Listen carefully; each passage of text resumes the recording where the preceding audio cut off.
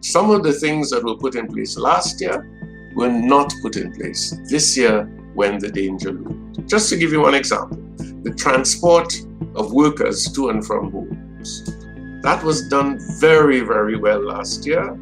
The government supplied transport for all the workers moving between homes.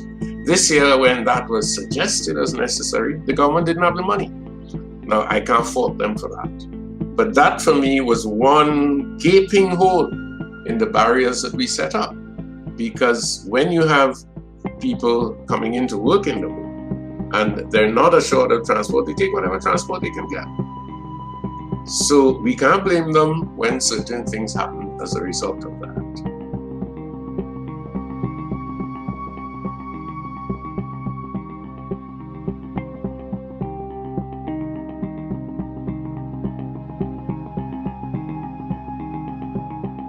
And we have to be aware of that, not only for the homes, but I think generally speaking, the country hasn't really understood that the young are vulnerable in this situation. They're not troublemakers. You tend to see them as people giving the old people the virus. No, the young are vulnerable.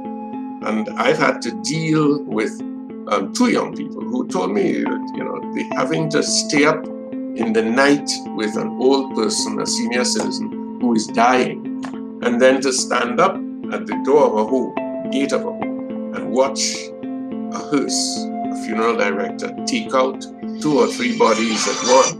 That's difficult. That's very, very difficult. So we have all of those consequences to deal with and to evaluate.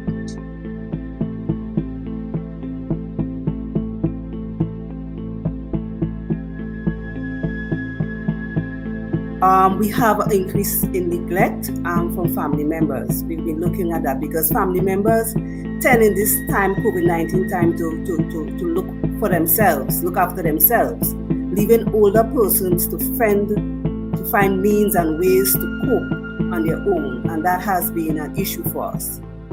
In the homes, we've seen staffing affected because some of the staff themselves has been infected with the virus. They isolated at home, leaving the matrons and managers to shuffle things around to see the staff they have on board, how they can give older persons the care that they need. And I know that has been a problem in most of the homes that has been affected with COVID-19.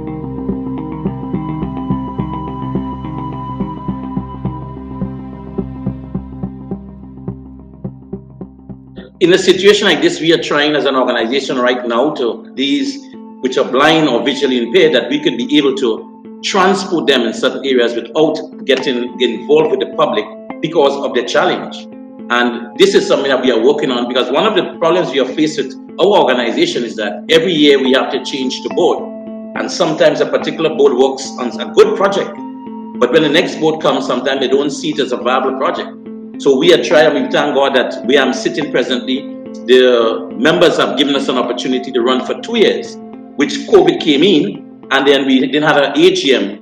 So we have to be using the time in the meantime, because they have given us the extended before, hoping at the end of the year we can host our AGM, that we had sufficient time to look at all these things, to see how can we move people from one area to the other without getting involved with the public. And as you rightly said, to be touching and to a feeling to get us the way around. When we look at times like this, if we have a transportation and a driver, then we could be able to say, okay, this person can call us and we can respond as much as possible.